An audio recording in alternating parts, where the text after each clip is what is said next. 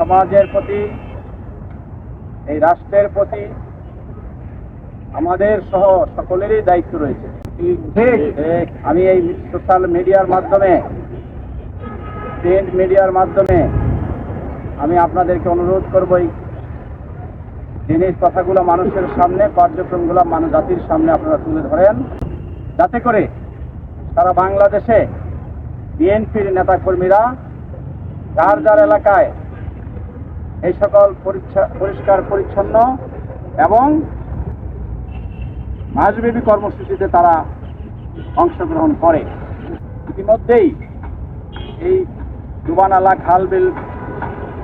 পরিষ্কার পরিচ্ছন্ন এবং খনন কাজ পরিকল্পনায় এই সরকারের আছে, আমরা জানি তারা পরিকল্পনা নিচ্ছেন এবং দ্রুতই আমি তাদেরকে ডক্টর মোহাম্মদ ইউনূসের এই অস্থায়ী সরকারের প্রতি অনুরোধ করব, বিশেষ করে এই উত্তরায় অঞ্চলে গুরুত্বপূর্ণ এলাকা, এখানে যে খাল এবং ডোবা এবং নালা, এগুলো থেকে মশা